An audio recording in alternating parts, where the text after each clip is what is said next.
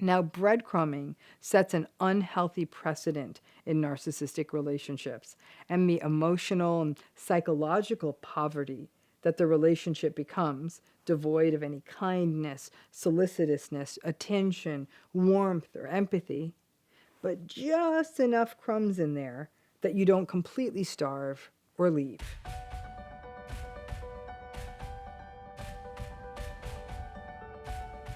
Hi everyone, it's Dr. Ramani. Today we're going to talk about what narcissism is, and more importantly, what narcissism isn't.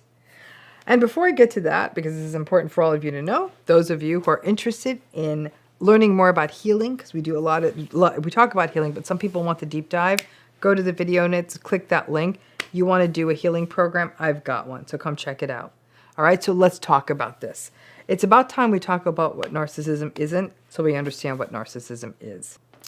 Let's face it, folks, in the world of the internet, too many cooks burn the soup or make the soup toxic. So this is a new series I'm doing on what the key terms in the world of narcissism are, and more importantly, what they are not, what they don't mean. Because sometimes knowing what something is not can help us understand what it is. So let's start with basics. I'm just going to go a quick overview. I don't think we can ever overview this enough, but let's do a quick overview on what narcissism is.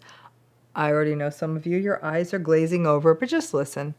It's that lack of empathy or the variable empathy, grandiosity, arrogance, envy, validation seeking, need for control, entitlement, superficiality, egocentricity, dysregulated emotions like rage, and poor frustration tolerance. I mean, you know the drill, right?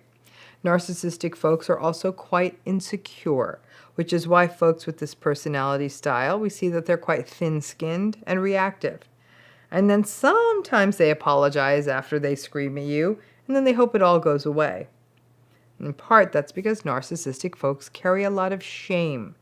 And that list of stuff, the lack of empathy, entitlement, all of that, that's the defense against the shame. But they project that shame onto other people, like you, and that's where behaviors like gaslighting and manipulation come from. So that's what narcissism is. Let's talk, though, about what is not necessarily narcissism. Number one is confidence. Confidence doesn't mean someone's narcissistic. Lots of confident people are not narcissistic. Just being confident and voicing that confidence is not narcissistic. But being self-reflective with that confidence is what makes it healthy. For example, simply saying, I know how to do that. That's confident. Saying, I know how to do that, and none of you idiots could do this as well as me, so please get out of my way and stop dropping my IQ by making me talk to you. Maybe that might be confident, but it sounds a little narcissistic. Number two thing that's not narcissism is anger.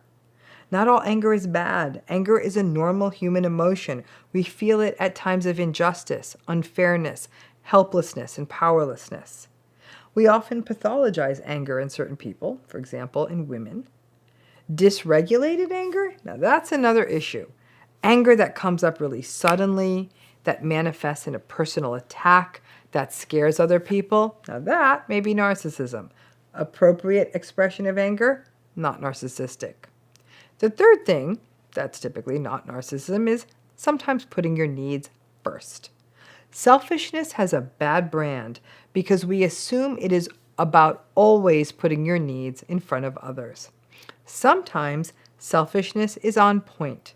Skipping out on something to get some rest, scheduling something at a time it works for you, and being clear about that ahead of time, honoring your bedtime, honoring your meal time. Now, if you're inflexible and always it has to be your way and never make space for other people's needs, that's not going to work. That's what we see in narcissism. But your needs first, not necessarily narcissism. Number four thing that's not narcissism is caring about your appearance.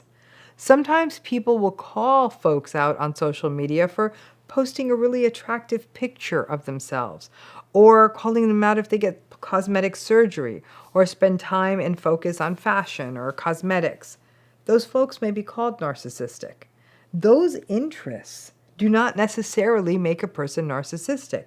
If a person does those things, cares about their appearance and all of that, but they still have good empathy and self-awareness, then that's just a person who cares about their appearance. If they are doing it, if they're obsessed with their appearance to the exclusion of other things or people, or dissing other people about their appearance, or doing it solely for validation, that's when it becomes a problem. Number 5 thing that's not narcissism is being ambitious. Shout out to all my Capricorns out there. Everyone thinks we're narcissistic. December 30th here, right?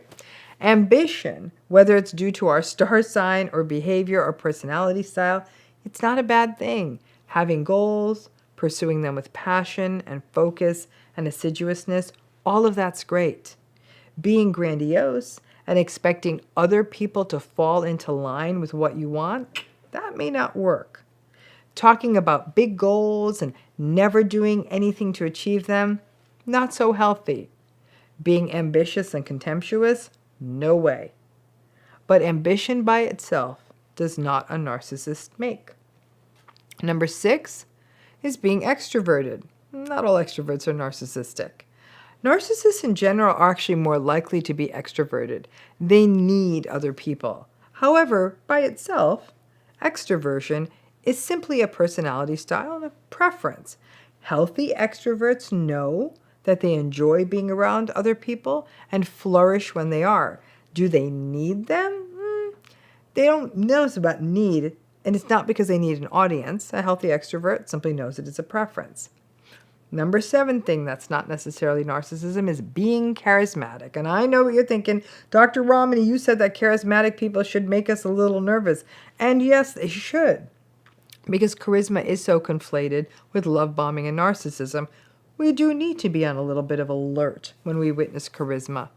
But there are non-narcissistic charismatic people out there.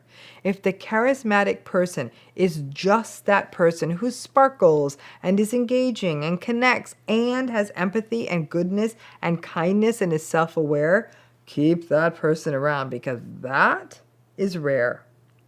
Number 8 thing that's not narcissism necessarily is being charming. Same drill. Not all charming people are narcissistic. Charm by itself is not a signifier of narcissism. Some people are just skilled conversationalists, or they just notice other people. My warnings around charm and charisma are that you can't let charm and charisma be the perfume that covers the other stink of problems like lack of empathy or issues like narcissism. You can't excuse that just because someone's charming. Number 9 thing that's not narcissism is people who love themselves. I think there are about 3 people on the planet who actually genuinely love themselves. And listen, if everyone truly loved themselves, I'd be out of a job. There would be no wars. I don't even think there'd be religion. Insecurity is what mobilizes our economies, our politics, and our commerce. But if someone actually loved themselves and is also empathic and self-aware, then that is a human unicorn. The myth of Narcissus has confused everyone, leaving them thinking, oh, Narcissus fell in love with his reflection.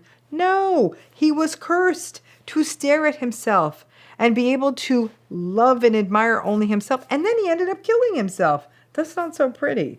I have never met someone who truly loves themselves. Remember, love is the opposite of narcissism. Number 10 thing that is not narcissism are people who cheat. Many cheaters are narcissistic, but not all. I think in the moment that they're cheating, that's a narcissistic moment, yes, because they aren't accounting for the other person. Yes, the vast majority of cheaters may be, but I think some cheaters are desperate, simply insecure, immature. Some are slow-witted, and some are drunk or high. None of these are excuses for the cheating, by the way. That's unacceptable behavior. But some cheaters actually are not narcissistic. Number 11 thing that's not necessarily narcissism is people who talk about themselves. Speaking about yourself is not always indicative of conceit. Some people are actually interesting. Some people tell a good story, and some people don't get out much and are excited to have a chance to share about themselves. If the person talking about themselves is able to hold space for another person's talking and sharing, it's a real back and forth, then nope, not narcissism. Someone who entirely hijacks a conversation and only talks about themselves? Possibly. Number 12 thing that's not necessarily narcissism are people who gaslight. Yup, there are actually some non-narcissistic gaslighters out there. Some gaslighters just kind of need to win or may be insecure, but they may not be completely unempathic or entitled or arrogant and may snap out of it if someone points it out to them. Some gaslighters are really anxious in social situations, and so they gaslight to be able to hold ground. By and large, gaslighting is a tool of manipulation, so it's never healthy.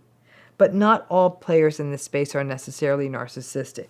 A good rule to remember is that all narcissists are gaslighters. Not all gaslighters are narcissistic. Most are, but not all. And everyone, did I miss any? Because if I did, drop us an email. I can take them on. It's important for you to know this so you can understand the pattern called narcissism, or maybe not just sort of think that this label fits someone incorrectly. You need the key ingredients to make it narcissism. I'll give you an example. Pepperoni isn't a pizza. It's pepperoni. Now you add it in there with some dough and cheese and sauce. That's a pizza. The stuff that isn't narcissism by themselves, like the being confident, that's the pepperoni. You need all the other stuff, the lack of empathy, the entitlement, the arrogance, etc. for it to be narcissism. Love bombing, right? The first stop on the train of every narcissistic relationship. Sometimes love bombing is sort of what I call reality TV dating. Big gestures, grand gestures, materialistic, grossly, and sort of creepily romantic. Just too much. For regular folks, out of reality TV, love bombing may be grand gestures, certainly, as well as disproportionate gifts early in a relationship. It's often intense, fast, overwhelming, distracting. There may be constant contact, text morning, noon, and night. They may want you to be dazzled by what they're doing and may even get a little prickly if you aren't oohing and awing sufficiently. Experiences may be intense really fast. For example, oh, we're going on a third date, but you're going to need your passport. Now, sometimes the love bombing may not be so grandiose. Love bombing works because it hits what matters to you. So let's say you are a fixer or a rescuer and you meet a person whom you're attracted to and who is telling you their sad story and are oh so grateful that you are helping them out. For a pleaser, that honestly is its own form of ecstasy.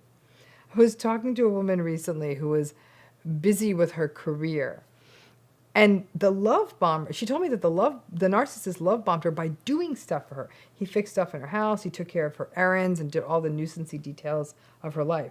That was what won her over. So love bombing really intersects with what the narcissists learn matters to us. All of you know what love bombing is, okay? You almost know better than I do. The question really becomes, what isn't love bombing? Now, obviously, any normal beginning of a relationship that is chill, maybe meeting for coffee, then slowly working your way up to more time, getting to know someone, learning about them, and them learning about you, that's not love bombing. That's a normal courtship, right? So what is love bombing not? Not all attention at the beginning of a relationship is love bombing. A quaint romantic gesture like showing up with normal flowers isn't necessarily love bombing.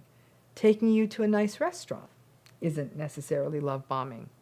Even having fun text conversations is not necessarily love bombing. As long as it doesn't feel overwhelming, fast, that there are good boundaries, it's probably not love bombing. So if you're able to voice a preference and maybe have to cancel on something because, I don't know, of a conflict, and then the other person has an appropriate response and doesn't view it as some sort of personal affront, that's a good sign. We expect attention in the beginning of a relationship. And if it doesn't feel overwhelming and too much, it's not love bombing. Secondly, a great first date is not necessarily love bombing. I mean, here's hoping it is a great first date, right? That it's fun and light, sparkly, and a great conversation. Just because you had a great first date in a lovely place doesn't mean that it's love bombing. Curiosity is not love bombing. If there is a question you don't want to answer, and say that, I don't feel comfortable answering that, and they don't pressure you, that's great. If it feels like an interrogation, it may be love bombing. But if it feels like a comfortable curiosity, then it just may be that healthy inquisitive period at the beginning of a relationship. Next, doing something special is not love bombing. If one of your early dates is a thoughtful picnic or hard to get concert tickets or a fun activity you may consider to be very special, and that happens early in a relationship, it may just be that. If there's lots and lots of it, and it seems grandiose or excessive, and I recognize that grandiose and excessive are subjective terms, you may be in the love bomb. But some people panic early on. Oh no, we're doing something special. Is this love bombing? Listen, if there's empathy, compassion, respect, kindness, self-awareness, genuineness, and special gestures, then you hit the jackpot. Special without red flags is just good. Some people worry, is talking every day early in a relationship or FaceTiming or whatever, is that love bombing? Not necessarily. If it doesn't feel pressured or it doesn't feel as though the person will become angry at you because you aren't always available, then that's okay. Pay attention to how it feels. Does it feel comfortable or does it feel pressured? Does it feel genuine or does it feel too much? Just having daily contact doesn't make it love bombing. But if early in the relationship, if communication becomes an issue, and the narcissistic person is sort of complaining because you aren't available when they want you to be, then that feels love bomby, right? Intense, and could be a very big red flag. Complimenting you is not a love bombing. If the other person, if the new person you're in a relationship with is offering appropriate compliments, I'm having so much fun, I really am enjoying getting to know you, you're beautiful, then you're good. Love bomby compliments tend to be, I have never felt anything like this ever before. This feels like an unbelievable, once-in-a-lifetime love story. Our connection is magical. We are magic together. Or they say, I'm falling in love with you before the appetizer. Compliments are lovely. Grandiose compliments could be love bombing. I think that it's great that more and more people are talking about love bombing. The challenging part, though, I can see, is that a lot of this love bombing talk is scaring people. And people are worried that compliments, attention, and a good first date may qualify. Let me tell you this, if you've been love bombed, you know it. It feels like a Disney princess movie mixed up with a rom-com with a top note of true crime. It's overwhelming and also a little bit menacing. My wish for all of you is to get all the good parts of the love bombing without the manipulation, gaslighting, control, and cruelty. Honestly, sometimes when people say, I actually feel like I'm in a fairy tale, sometimes that's a little concerning. Life isn't a fairy tale. It's not supposed to be a fairy tale. Life is supposed to be life. And when we fall into some of our childlike hopes of things, wanting things to be otherwise, that's when there's that real risk of love bombing and all the stuff that comes after it coming at us. So good luck, and here's hoping you get your love, your non-toxic love, maybe not a bomb, but sort of like love splash. Future faking is such a common pattern in narcissistic relationships, and a really important one to understand. It entails making promises to change, promises about future events or future wants that the other person, you, in the relationship wants, with the goal of the narcissistic person keeping the relationship together or getting whatever they want from the other person in the relationship or getting what they want now. So, for example, if you were in a relationship with a narcissistic person, you said you want to get married and have children, and the other person said no, then you may end the relationship, right? But if the person said yes, but not for at least 2 years after I finish this or that, you may stay in the relationship on the basis of that promise. So then the 2 years will pass, and then the marriage and children will never happen because they decide to put it off again. They never really wanted it in the first place, but they wanted to keep you around. Let's say they want to spend some money now on something they want. They'll make you a deal that, I don't know, if they don't make their investment back in 6 months, then they'll give up this venture. But in those 6 months, then the money may be gone. Future faking may be made on the basis of time. In 3 years, we're going to do this. On 6 months, that we're going to do that. In a year, X or Y is going to happen. Or on the basis of, or after a certain event happens. Once I finish school, once I make partner, once this difficult time at work is done, once I retire. Future faking is also plausible. While in some cases future faking may be grandiose, we're going to live in a 20-bedroom house and have a jet, but there's really no clear path forward to that. In most cases, the future faking is believable. We're going to get a house. I'm going to go into therapy. We're going to give everyone an extra 3 days of vacation time this month, or this year, if you can do extra work for less money now. Ultimately, future faking gets the future faker something now. You stay, you work for less money or no money, you do something they want you to do, you have sex with them, you loan them money. And future faking also keeps us stuck. If someone promises something plausible, we care about the person. We want to believe in them, we want to believe them, and we ourselves may be invested in a certain outcome with them. We may believe the fake. And when future faking happens early on, we don't know it's future faking. We just hear a promise and we want to believe that it's true. So we go with it. And the only way we know it's fake is that the amount of time had to have passed by, right? We're going to get engaged in 2 years. After the company goes public, in a year, you're all going to make a lot of money. We will go out to dinner next Saturday, but let's just stay home and have sex tonight. And the thing they promise never happens. But in the interim, they get to keep you around, get your work, and get laid. By then, you've waited and put in the time and may feel foolish or used. Then future faking can become a form of gaslighting. When you call them out, every time you say to them, hey, every time you say you're going to do something down the line, it never happens, they may come back with, are you really going to expect me to deliver on life with you on such a tight schedule? Is that what this is? Is our relationship just a delivery system? If you really love me, you would trust me and believe I'll make it happen. Or they'll say, therapy takes time. I can't change overnight. Won't you just support me as I do this? I thought you were much more loving than that. And then you fall for that. And you feel bad that you're trying to rush them through their process. So that's what it is. And you kind of knew that, right? So let's talk about what isn't future faking. I know some folks are worried that they're future faking because nobody can predict the future, right? So maybe even if you suggest something down the line, like, hey, how about we go to Hawaii next year, and it doesn't happen, you may worry that you're a future faker. It's not how it works. So first, future faking isn't about talking about the future in a hopeful way.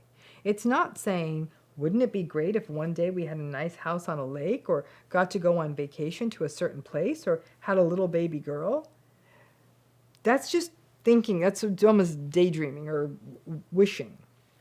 Future faking is trying to entice something from someone else on the basis of a future promise. Just sharing daydreams is not future faking. It's saying, future faking is saying they're going to happen if the other person in the relationship just does something or sticks around or does what you want. That's what makes it future faking.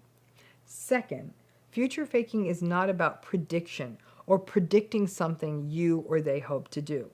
So if somebody says, I think I want to learn how to scuba dive, or I intend to meet with 2 literary agents within the year, or I have a feeling I might stay in this job for 5 more years. In these cases, the person is making a prediction for themselves, but it is not contingent on someone else or requiring something from someone else. The third thing that's not future faking is making a realistic assessment about how long something is going to take. If you say something like, it's going to take 3 years to finish building this house, it's going to take 10 years before I pay off this loan, in 12 years the children will no longer be in school in this town. Many times future faking is about unrealistic assessments of time. They'll say, we absolutely are going to get this house built within 6 months. You need to trust me. And as long as you do this or this or this, I know it'll get done in 6 months. So they get what they need from you, money or whatever. But predicting how long something will take in a realistic time frame, saying, for example, going to high school takes 4 years, that's not future faking. So fourth is, if a person has a believable plan to get to a goal, that also isn't future faking, especially if they take responsibility for it. It can't be that, like, if they say to you, if you do this and this and this, then I will magically start this new business in 6 months. That's not going to work, right? That's still future faking. But if you have a reasoned approach and somebody's taking responsibility, then that, and they have a plan forward, that's not future faking. A fifth thing that's not future faking is if they, you, someone, is putting something off or suggesting something you want is down the road. If you give them what they want now, that there is first the acknowledgement that the future event is important to you, and second, a plausible connection between what is being asked of you now and the attainment of the future event. So that's not future faking. But if they say to you, you just need to be working and making money so I can start my new screenwriting career, and then after I get my first produced film and win an Oscar, then you can go back to school, that's future faking. But if saying, like, listen, if for the next year you can do this, and we can save this much money, then that, and it seems plausible and they understand it's a sacrifice for you, again, probably not future faking. So the best way to remember it is probably this simple formula. Future faking, they want something. To get it, they make a future promise about something that you want, but it won't happen until down the line. They engage in this behavior to get what they want now. That thing they promised down the line almost never happens or happens rarely. If you question them, they doubt your commitment or call you demanding. And the thing that they're promising is plausible. Those are sort of the ingredients of future faking. All of this can set people up to be stuck for years. And then there are always the twists. You may be in a situation where it's half future faking, half not. That the first few times they say something's going to happen, it actually happens. But peppered in that is the times it doesn't happen. And then over time, more and more you see it's not going to happen. They promise the thing and it doesn't. That makes it hard because you're still going to look back on, but in the past they did this and they did that. That's why narcissistic relationships are so treacherous. They're very gray. It's not like every time they lied about the future. Enough times they didn't. And that confusion is what can often keep survivors stuck in a loop for a really long time. So let's try some of these phrases on.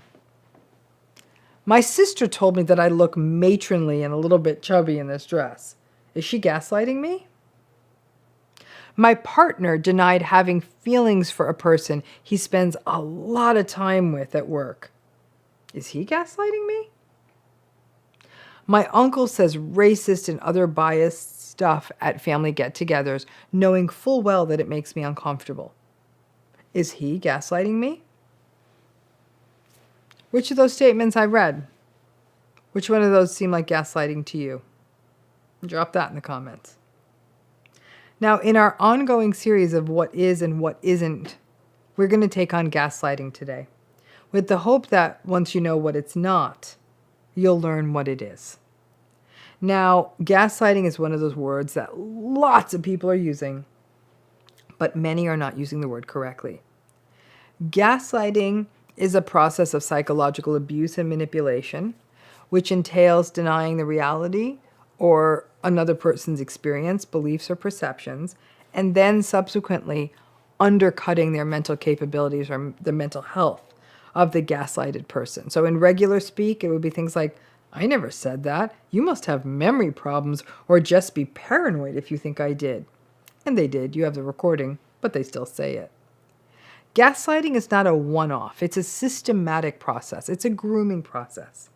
Once a person establishes trust with you or expertise, then they'll also create this willingness in you to question yourself. You'll start saying things like, maybe you're right, maybe you didn't say that. And they keep going and keep doing it until you're completely under their control. So, let's go through a list of what gaslighting is. First, it is manipulation. Doubt yourself. Only believe me.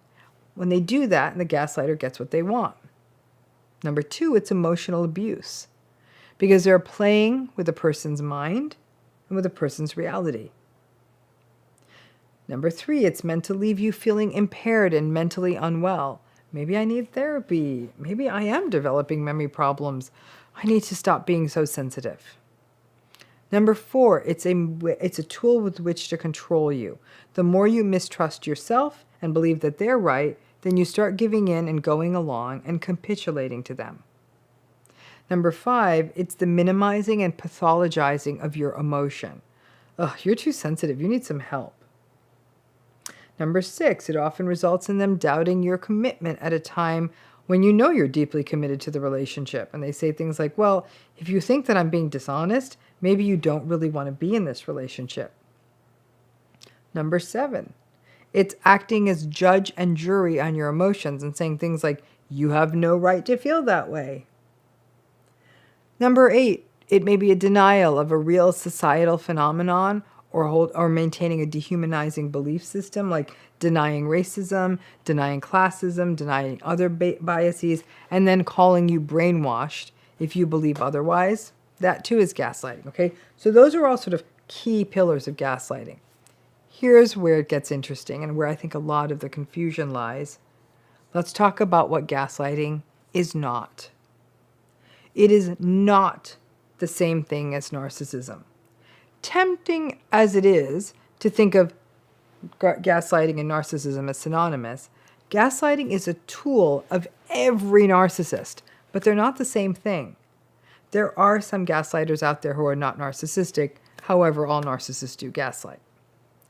Second, gaslighting is not just lying. If you say to someone, hey, did you end up going to happy hour with that guy you work with?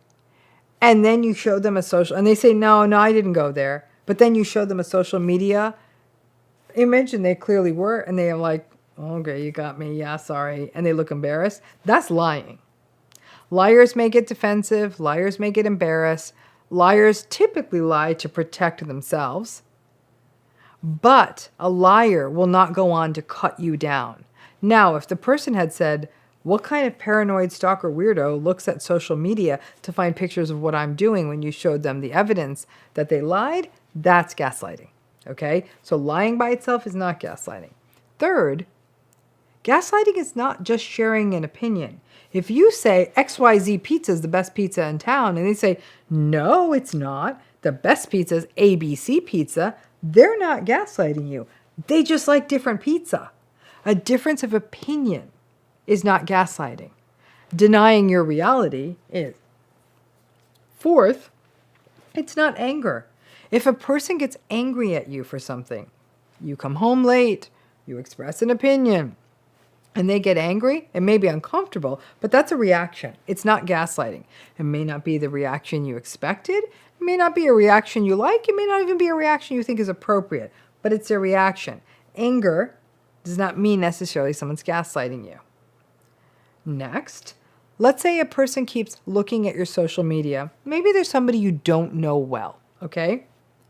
And you then say something like, they ask you a question, hey, have you ever been to Hawaii? And you're like, I don't remember going there, because you don't.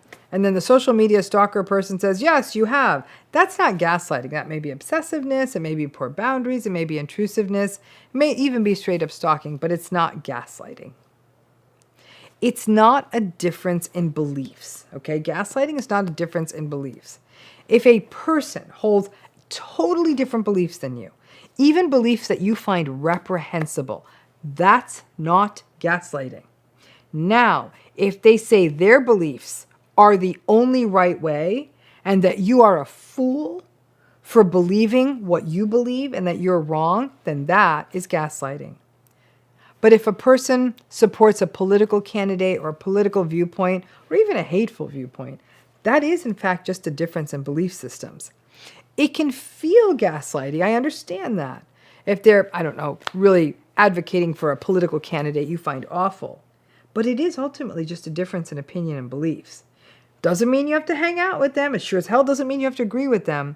But in those circumstances, it's really important that all of us use the word gaslighting right so it retains its power. In a world as polarized as ours, lots of people are labeling disagreement as gaslighting. The word is a lot more powerful than that. It's much more than a disagreement. Gaslighting is the dismantling of a person, leaving them confused, self-blaming, and increasingly reliant on the gaslighter. It's a good word, folks. Use it well, but use it right. Because when people just use gaslighting to talk about differences in opinion and lying, then what ends up happening is the word does lose its power in all circles, and then people may even be reluctant to use it because they're like, oh, that's not gaslighting. Some things aren't. It's important to be clear because when you know what it's not, you're a hell of a lot more clear on what it is. So baiting. So I was watching Succession last night. My God, it's like the altar of narcissism shows, right? It's the best. Every character in the show is narcissistic, which is fun, but it's not. So because everyone's narcissistic, now I'm trying to figure out what kind each one is. In this scene, two of the brothers were going at each other. One is a more malignant, cruel narcissist. The other one more vulnerable and broken. The vulnerable and broken one appears to be trying to be a bit gray rock, giving one-word answers and even just going along with the malignant brother. But then the malignant brother just says, come on, fight with me, get mad. It's as though the malignant brother couldn't release the tension until the brother, who he kept taunting and insulting and bullying, finally broke and showed a little emotion and fight, largely because it appeared that the malignant brother wanted to destroy him. So that was one of the best examples I'd ever seen of baiting, was not seen in Succession. So baiting is how they pull you in, how they draw you into conflict. Narcissistic folks love the fight. They thrive under conditions of antagonism. So when you are trying to gray rock or disengage, they aren't having it.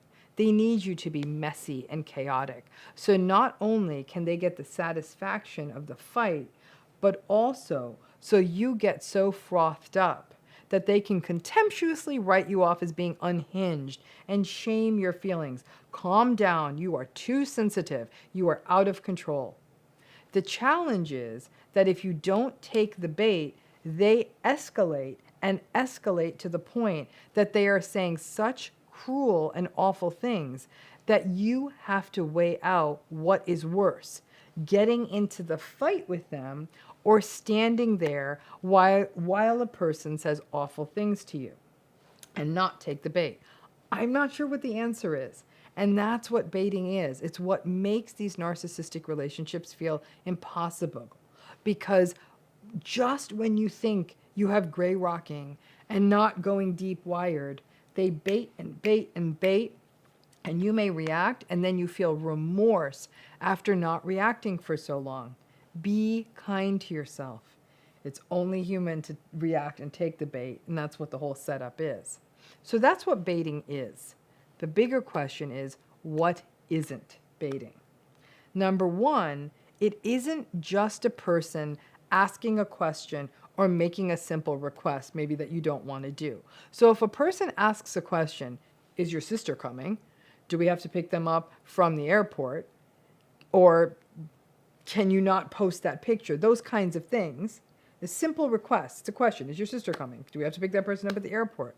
That's a question. That's a request. Now, the question or the request may not be something you want to talk about, like, for example, they don't like your sister. But if it fits into the conversation, it may not be baiting.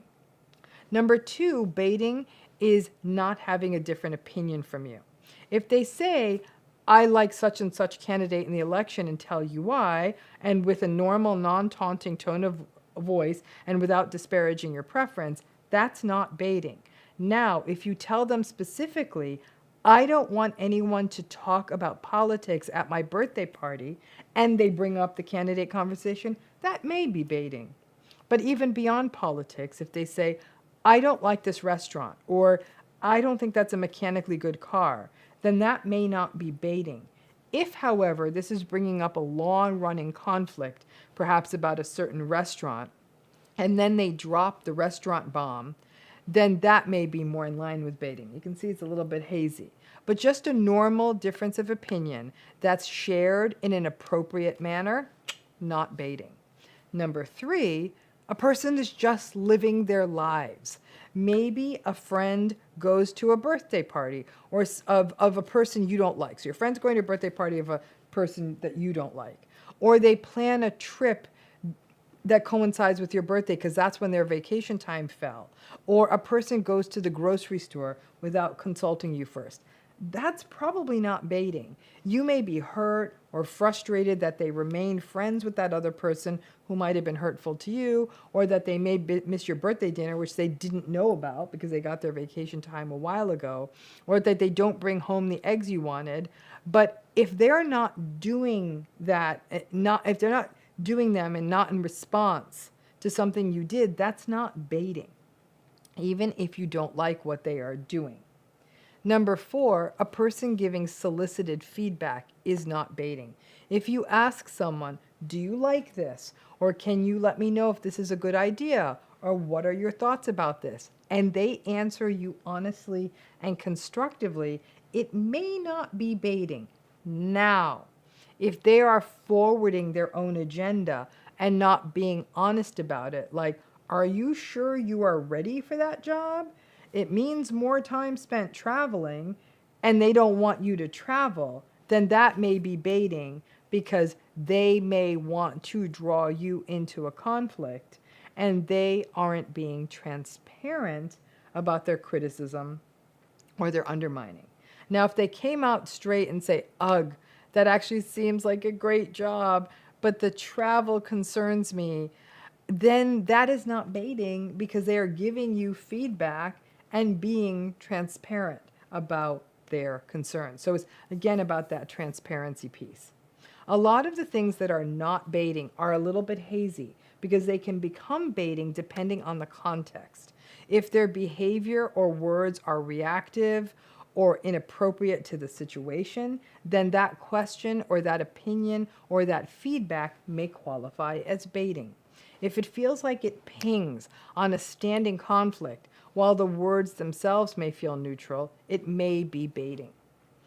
Baiting can take so many forms: behavior, sins of omission, taunts, jabs, mockery, jokes at your expense, insults or criticism of things that or people that matter to you, passive-aggressive sulking. As a result, there are lots of things it is. Ultimately, baiting is a dominance move for them. Sometimes it's a victimhood move. And ultimately, though, as a dominance move, people who are narcissistic are always seeking dominance. However, what can happen is that the baiting is such a regular fixture of these relationships that when someone comes along and engages in behavior that may not feel good, we may be tempted to call it baiting. Always remember, the goal of baiting is to draw you into a conflict, a defensive posture, or a reaction. If that is not what is driving a person's behavior, then it's not baiting. Unfortunately, however, you're not always privy, in fact, you're typically not privy to other people's motivations. Baiting sucks because it is meanness and gaslighting all wrapped into one. But it definitely allows the narcissistic person and others to maintain the narrative that you, as the other person in the relationship, may be the one who is emotionally reactive and dysregulated simply because you are reacting to them. When enough baiting occurs, more than a few people feel that the only path forward is disengagement and even no contact. And that can be a painful recognition. Keep in mind, too, a sentence that may be completely neutral can be turned into a bait sentence simply by tone of voice. Are you going to the store?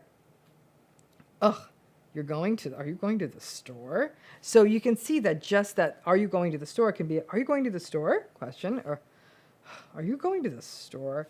Contempt. So in that, understanding how tone can even take those points I made and transform something into baiting, something I'm aware of.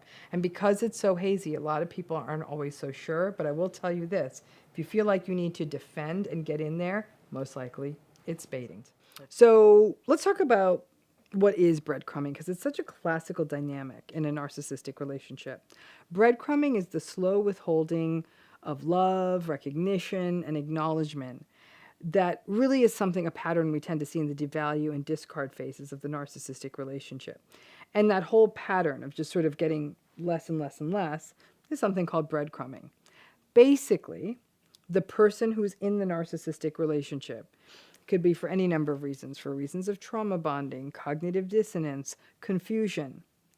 They'll remain in a narcissistic relationship. The days of love bombing are long gone, and the person in the relationship finds themselves learning to make do in the relationship with less and less. Basically, learning to nourish themselves on the paltry emotional breadcrumbs that you're now getting. Now, breadcrumbing happens gradually. It may be that within the relationship you're getting less time, and when you bring it up, you may be painted as selfish for wanting more time, or gaslighted and being told that there's no difference in time, or you're too needy. There are fewer kind gestures in the relationship, less time spent together, less physical affection of even the most basic type, not even holding hands or a peck on the cheek when they leave the house. It may be less interest, less conversation, less awareness of what you are doing. In essence, it's almost like a divestiture from the relationship emotionally. A person who's being breadcrumbed may actually be shocked when their partner shows up for dinner on time, or you actually get to watch some TV together. Like even such a small, ordinary thing is like, oh my gosh, this is great. Now, another process also happens as part of breadcrumbing.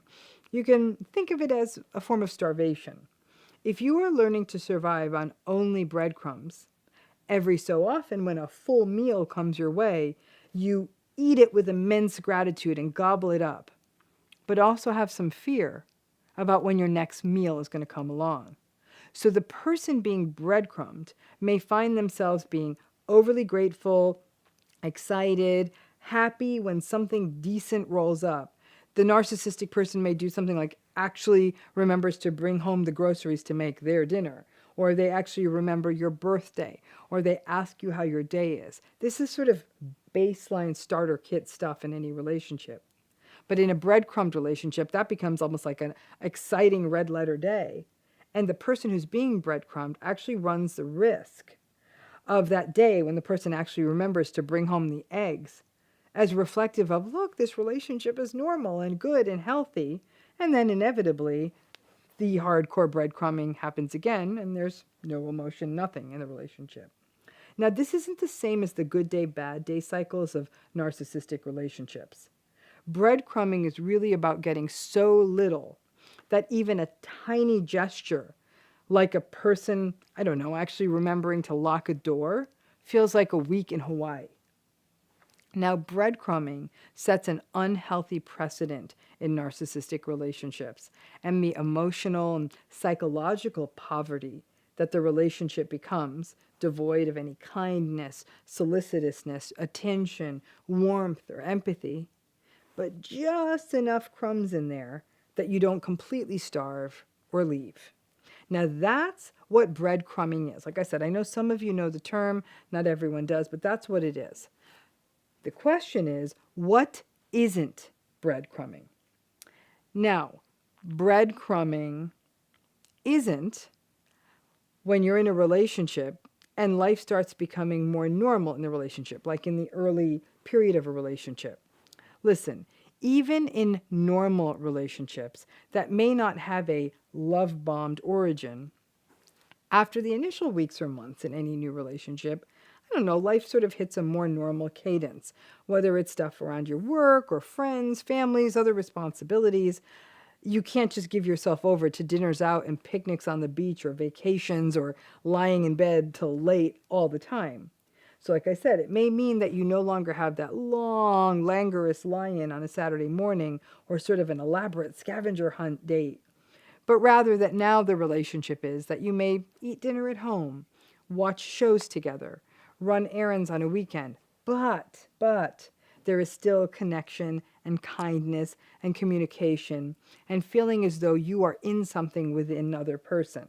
So in that way, life just becoming more normal in a relationship, it's not as exciting as those early dates. That's not breadcrumbing, assuming that all of that other healthy stuff is there.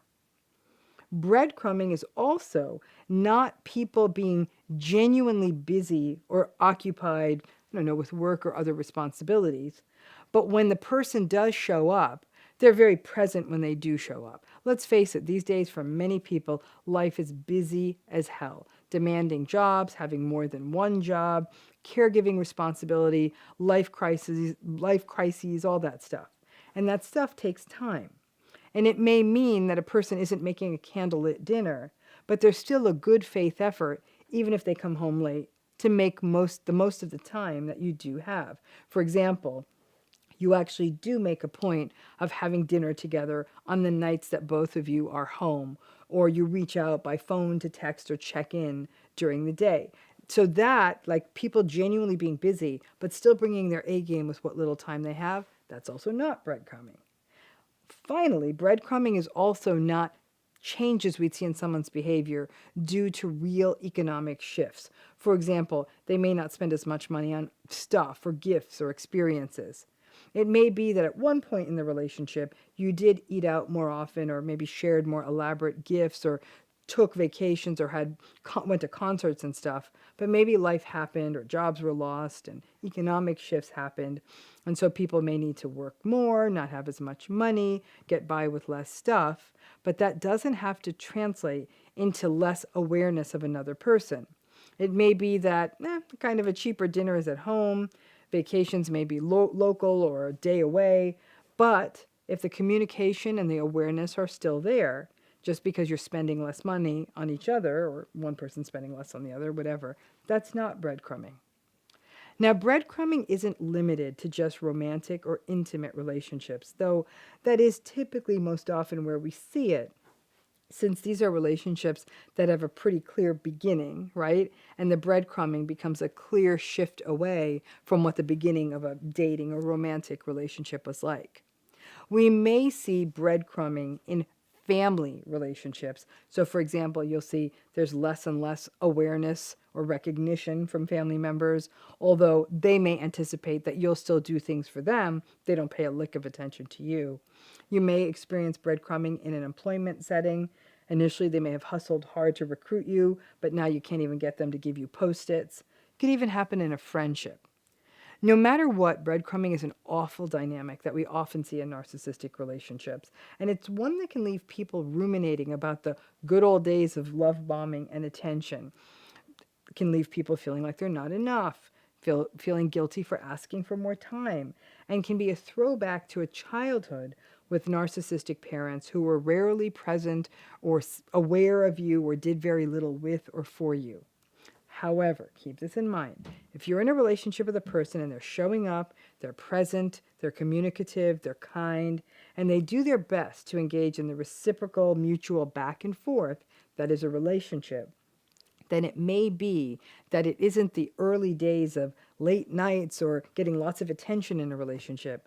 But if there's still a there, and you still feel seen, cherished, and valued, then that is most likely not breadcrumbing.